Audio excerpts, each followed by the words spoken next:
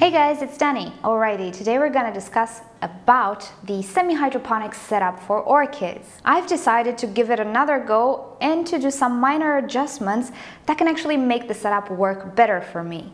Now, before I start the subject, I just know there will be a few panicked comments saying, oh no, Dani's changing her setup once again.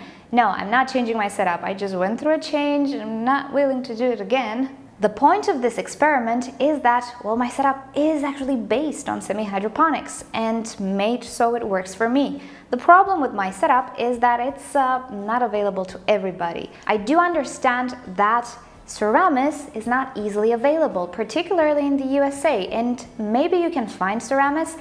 Definitely you cannot find the big chunk Ceramis all that easily, and this is because it is exclusive to Orchid, which is not good because it's a monopoly, and prices can be set for reasons that have nothing to do with the competition, and that's not good for consumers. So because I do know that my setup is a little bit too exclusive, I've already given up organic setups. I'm sticking to clay because I like it. Furthermore, I'm using a product that might not be available to a lot of you. That's not okay. I do want to find solutions for most of you who are interested, of course. And leca just happens to be a widely spread product that I think most of you can find. Now, my problem with the setup was that it was not okay with my environment. However, I did get some ideas that I think can improve my experience with semi-hydroponics. Semi-hydroponics can be a hassle, it might not be optimum, but maybe there's a way to fix that. In the last days, I did already pot a Phalaenopsis in the setup. Aren't Phalaenopsis eager to be in the spotlight, am I right? So let's take a look at the setup, talk a little bit about it. So here we have the setup. For those of you who are not yet acquainted with semi-hydroponics, I'll link you down below to the actual inventor or founder of the system, which is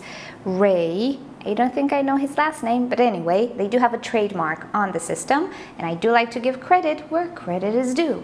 But talking about it briefly, the idea is that you have a normal pot, plastic pot usually, that does not have drainage holes. Yes, it does have drainage holes kind of on the side, but as you can see, they are placed well above the bottom of the pot.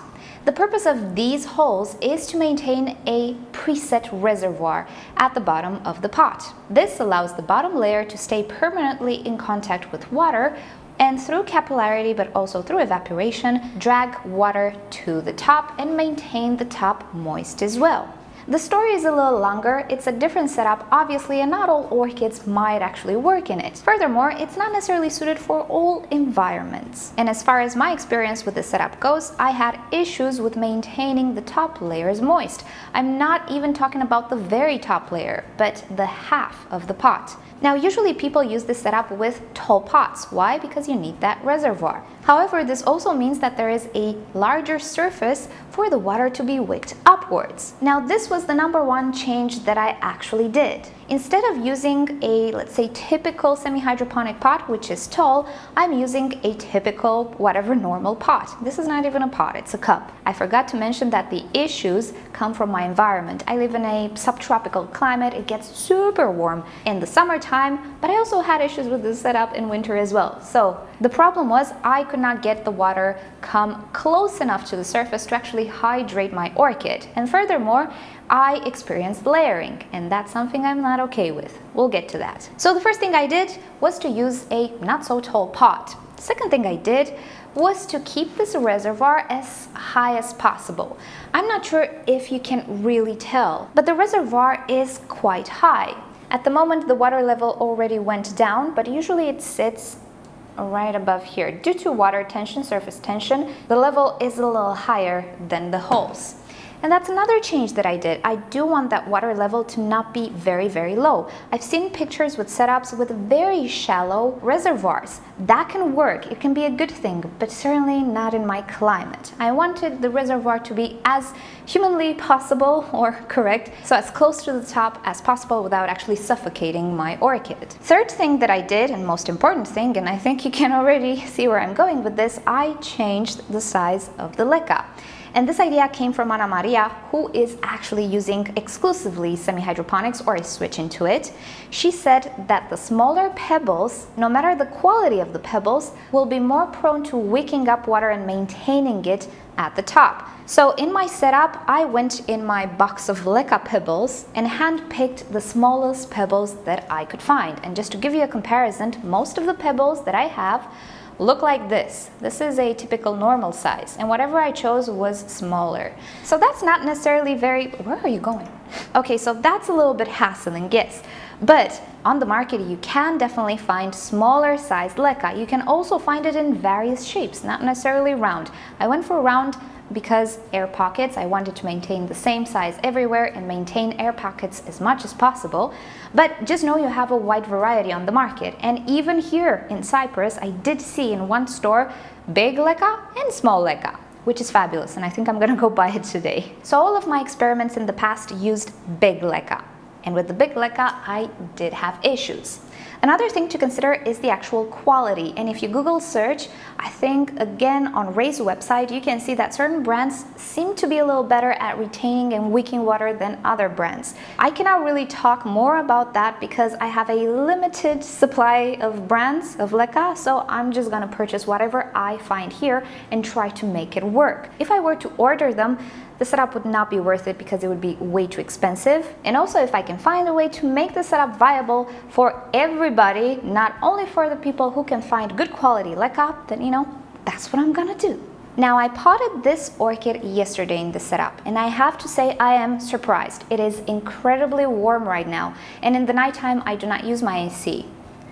The top is wet. It's not moist, it's wet. That really didn't happen in the old setup.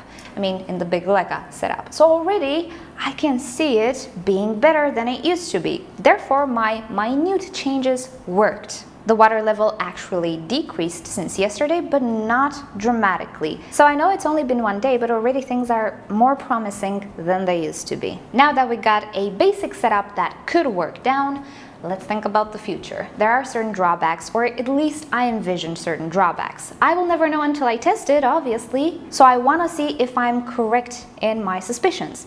So one of the things that will happen is algae. Researching, I found another YouTuber that grows orchids, I think exclusively in semi-hydroponics, and he does have quite a few videos on the subject. I'll link you to him down below because I think this person needs more subscribers. I really like how he makes his videos, and he's coherent in what he says. So one of the products he was using to prevent algae and other deposits was Physon 20. And if you live in Europe, you might already know it's hard to come by. I think it's banned or illegal, although I think I saw it at a German nursery, but transport is definitely not an option for me anyway. It's hard to come by. You won't find it on Amazon, and if you find it on eBay, or at least for me, they didn't deliver to me. So I had to come up with a replacement. And I found it. I already ordered it, it's not here, but I'm referring to the product named Cyprus. Now, this is supposed to be a fungicide, disinfectant actually, and algicide, all organic and natural, non-toxic. If used correctly and in the dosages specified, it's absolutely non-toxic to humans, to animals, and to plants. I also found a discussion on a forum regarding this product, and as it would appear, the person was happy. I'm not sure why this product isn't more used, but I am willing to try it out. So, because in semi-hydroponics, one of the major issues will be algae, and it's not necessarily about the algae, but algae die off. In time, they do die off as well, and what they leave behind is a whole biomess. And because we don't have drainage holes and extra ventilation holes and ways for those debris to come out, it's tricky with algae, and if you can prevent them, that's great. This was actually one of my main concerns with semi-hydroponic setups, the accumulation of debris and bioload and all of those things, which in time might cause issues. That's just a suspicion, and of course I want to test it out. I want to see if I'm right. But I will try to avoid it at least as much as possible by the use of this product. So because it is also a fungicide, I think molds and stuff like that will be kept in check as well. And this is especially useful in my winter time, which can be quite cool. My greenhouse is not heated. I don't need to heat it, but I do run the AC on warm during nighttime in the winter. However, it does not compare to summer, and I do have some fungal issues in the winter. So right from the get-go, I am trying to eliminate algae, possible infections that can accumulate in such a wet environment, and also the deposits of fungi on the top or even on the roots. Okay, second issue that I have is lower temperatures. A reservoir of water is great in the summertime, but what about winter time when temperatures are low? Cold water can pose a lot of issues. And in my current setup, I don't have this reservoir because I want to control the quantity of moisture that I have in wintertime in my pots. And well, I didn't actually fix this issue, but I can actually control the water in the reservoir. If I tilt this orchid a little bit, I can make the water simply rush out from the drainage holes, and I can maintain a lower reservoir if I have to. It's not very easy to do because you have to cover the top of the medium so it doesn't spill over. So my mind went further than that. What if I have like an extra drainage hole that I can actually cover in the summertime? Anyway, we'll see how this goes. So the winter issue has not been fixed yet, other than me mechanically controlling the reservoir, but yet again, I do want to see if it's an issue. I suspect it is an issue, and it seems logical to be, but if I don't experiment it, I don't really know. And the third problem is actually flushing this pot. Well, that's easily solvable. I have my decorative containers, right? I can easily keep this type of pot in a white pot, and if I have to flush it, I'm just gonna fill that with water and it gets flushed, it gets soaked, everything is pretty okay. Also, because it does stay moist, or I hope it will stay moist to the top almost all the time, fertilizer deposits will be minimized as well. In a setup that has a lot of layering at the top, you will notice massive deposits of fertilizer. And that's not okay because it can affect roots, and also it's not economical. You're kind of losing fertilizer. But now, with the use of the smaller leca, the taller reservoir I hope this issue will be fixed. Another issue that I have is with the roots that go into the reservoir. And yet again, I think I can control this manually. If I see that the roots really start to struggle, or that they don't really like to grow in the reservoir, I can maintain the reservoir a little smaller and see how everything does at the top. This is something that I'm not yet sure how it's going to develop. I'm not yet sure if roots can actually stay in water for a day or two until the reservoir goes down. Also, the reservoir is not a big pool of water. The bigger the pool of water you have, and the more flat it is, therefore, the more surface tension it has, the less oxygenated it is. Even though I do have water here, I have a lot of leca, as you can see at the top. It's not a big layer. It also doesn't stay flat. We cannot talk about surface tension. It is more oxygenated than if I would have a complete, let's say, layer of water, only water to the top. Also, we have the drainage holes right here, which permit air to come in.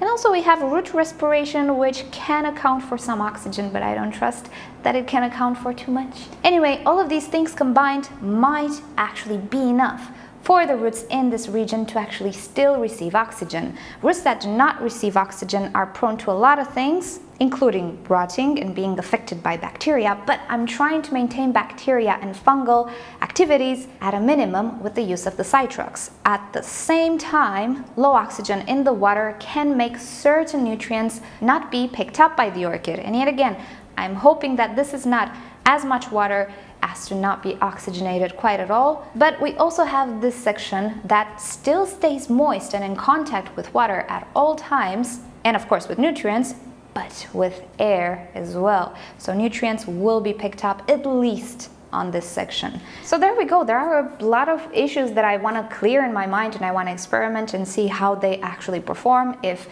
my suspicions are correct, I simply want to experience this and maybe try to improve it for those of you who do have issues with layering and with drying of the leca, because it is actually a viable setup, and my whole setup is based on this actually. So there we have it. I plan on potting a few more orchids like this, various orchids, not only Phalaenopsis, because phals can withstand a lot of abuse. I want to get one of the twinkles, I think, in this, and I'll see what other different orchids. With Cattleyas, oops, where's my camera going? With Cattleyas, I'm not sure if I'm going to experiment much. I think I do have a Cattleya or a division that I can experiment with, but my Cattleyas are flying, just flying in this setup.